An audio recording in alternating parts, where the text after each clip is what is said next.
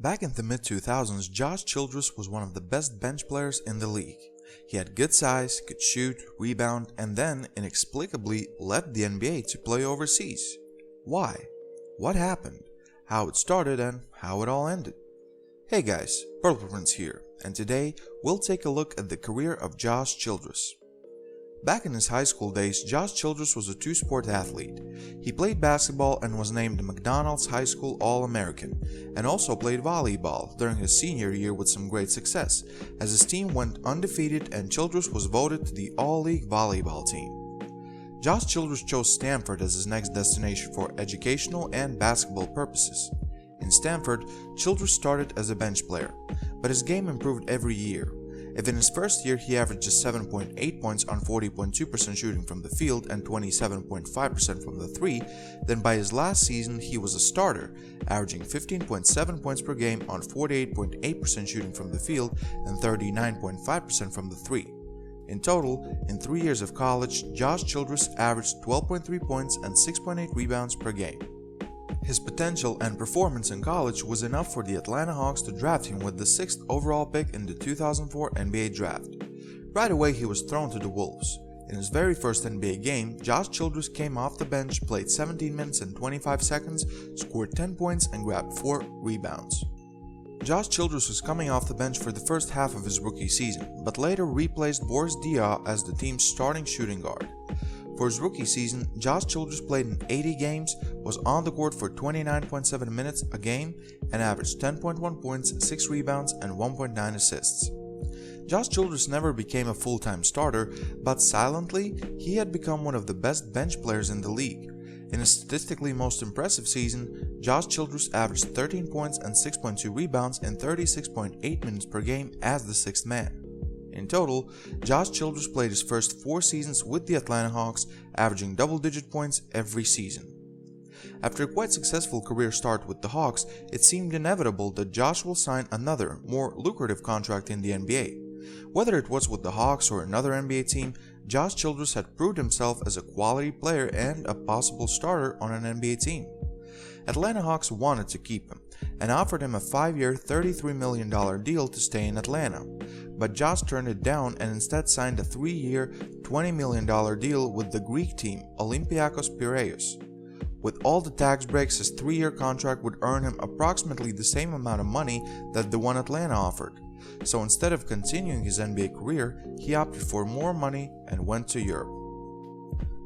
The adaptation to European basketball didn't go that smooth. While he averaged 14.1 points in the Greek Basket League and was the leading scorer for his team, in EuroLeague, which is the most important basketball tournament in Europe, Childress struggled, averaging just 8.8 points on 15.8% shooting from the three. He improved his stats quite a bit next season and showed more consistency in his game. He was one of the leaders of his team in both competitions, won Greek Cup, was the top scorer, an All-Star, and was included in the best 5 players list.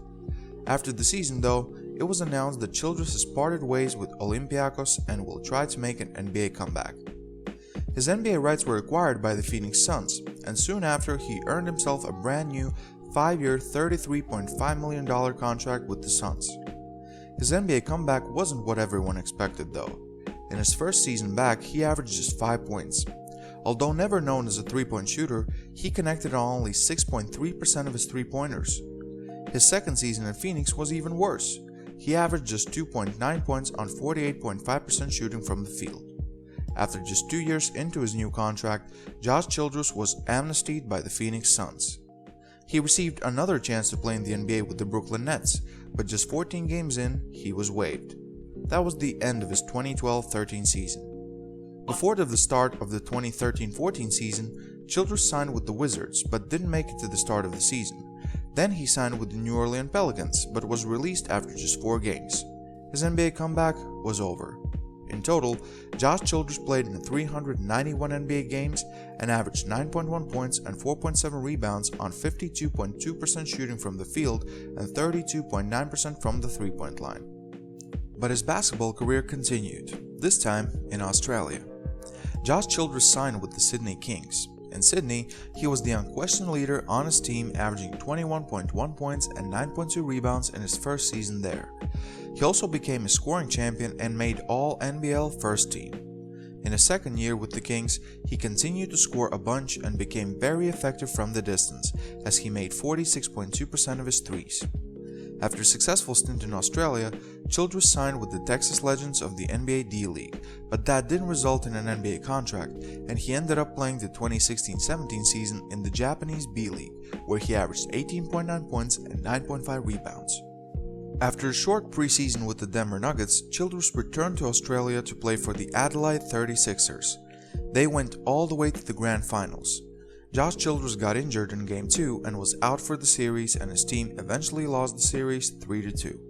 Next season, Josh Childress then returned to the San Antonio Phoenix team from the Japanese B-League and averaged 19.8 points and 10.5 rebounds. After 15 years in professional basketball, Josh Childress decided to become a real estate developer. He co-founded Landspire Group, a real estate investment fund that revitalizes communities of color that were once defined by small businesses, livable wage jobs, and a thriving middle class.